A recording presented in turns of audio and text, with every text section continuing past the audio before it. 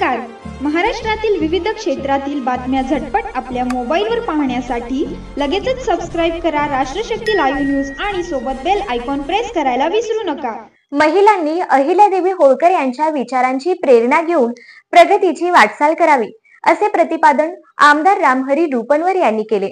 अहिल्यादेवी सामाजिक व शैक्षणिक विकास ट्रस्ट व ऑल इंडिया धनगर समाज महासंघाच्या वतीने आयोजित अहिल्यादेवी होळकर त्रिशताब्दी जयंती निमित्त आयोजित 146 महिलांना आदर्श माता पुरस्कार व अहिल्या रत्न पुरस्कार वितरण समारंभात ते बोलत होते.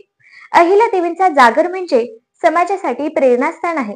अहिल्यादेवी होळकर या फक्त एका जातीत किंवा धर्मात मर्यादित नव्हत्या, तर त्या समतेच्या व मानवतेच्या पुरस्कर्त्या होत्या असे सांगून रुपनर म्हणाले की शिवरायानंतर स्त्री नेतृत्वाने यशस्वीपणे राज्य चालवणारी त्या एकमेव होत्या. त्यांनी देशात 5,000हून अधिक मंदिरांचे पुनरुत्थान, महिलांसाठी सैनिकी फलटण आणि सामाजिक शैक्षणिक सुधारणा घडवून आणल्या.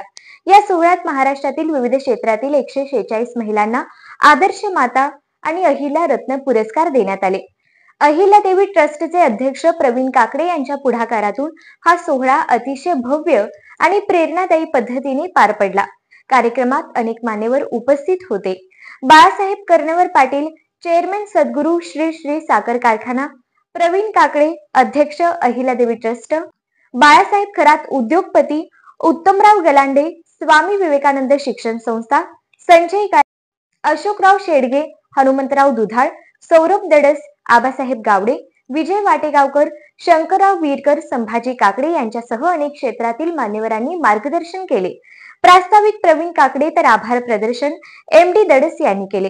कार्यक्रमाचे संयोजन प्राध्यापक दिलीप बरकडे, प्राध्यापिका शीतल काकडे, सतीश थोरात, आनंदराव कचरे, रामचंद्र पुकळे, तुकाराम कोकरे, बाबूराव शेडगे, अंकुश मोरे, दत्ता खरात, विष्णू हुलवान, बाबासो काकडे, कैलास काकडे, मृणाल दडस, नारायण कोकरे, अजित ताटे, इंद्रजित ताटे, सुजित गलांडे, अर्जुन चव्हाण आदींचे मोलाचे सहकार्य लाभले.